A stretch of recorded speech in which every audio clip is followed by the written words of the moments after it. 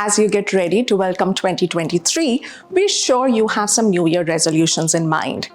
Well, one very important resolution you should have is to learn how to manage your money better. So here are 10 numbers you should have at your fingertips to understand and plan your finances better. The first step is that you must follow the 50-30-20 rule of budgeting. According to this rule, your essential expenses shouldn't cross 50% of your monthly income. Other expenditures like dining out and shopping, which can change every month, are called variable expenses. And these indulgences should be limited to just 30% of your monthly salary.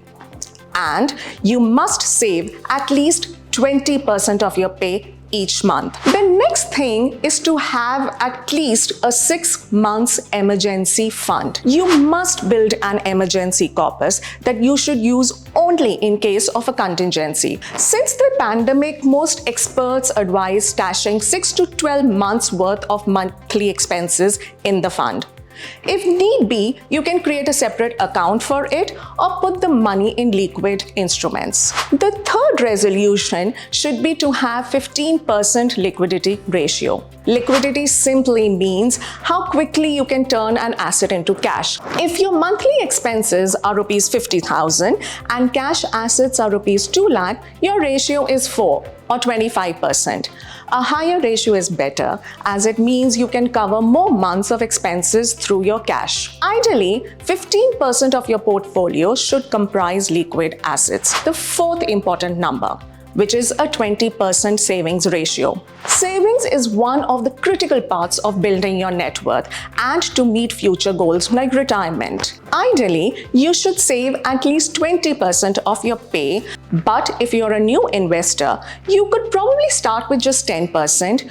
When you become more financially disciplined in a few months, you could gradually increase the ratio to 15% and then 20%. The fifth resolution for better wealth management is knowing your total insurance cover. There are 2 types of insurance you must have for certain. The first is life insurance and the second is health insurance. As a thumb rule, if you have dependents, your life insurance should be a minimum of 10 times of your annual income so that it's sufficient to meet their needs for a substantial period of time.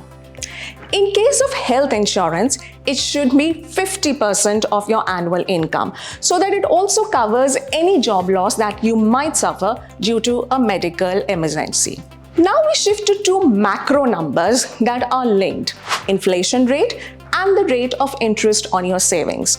Most of us keep track of the returns we are getting from our investments, but you must also keep track of the ongoing inflation rate, as this determines if your money is actually earning for you. This is because if the inflation rate is higher than the returns on your investment, you probably won't be able to meet your financial targets. From here, we jump to another kind of interest rate, which is the one that is levied on your loans. You must periodically check your total loan balance, whether it is a home loan or a personal loan, as well as the interest rate being charged on all your loans. If you have taken loans, you must check that your debt to asset ratio is less than 50%. This number will help you figure out how much money you owe to others for the assets that you own.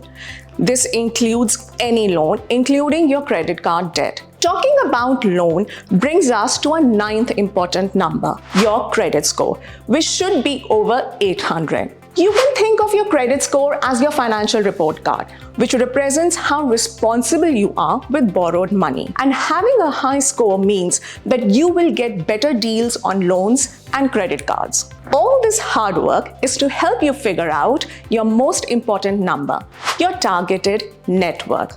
Calculating your target net worth or corpus will help you reach your financial goals, especially retirement. You can fix your own retirement corpus, of course, but it's also good to track how much your net worth should be at a particular age. This wraps up our list of 10 numbers that can help you become a more savvy financial planner.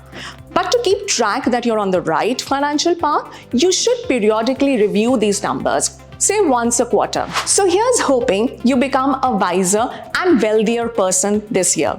Happy New Year once more, and stay tuned for more financial tips that can help you manage your money better.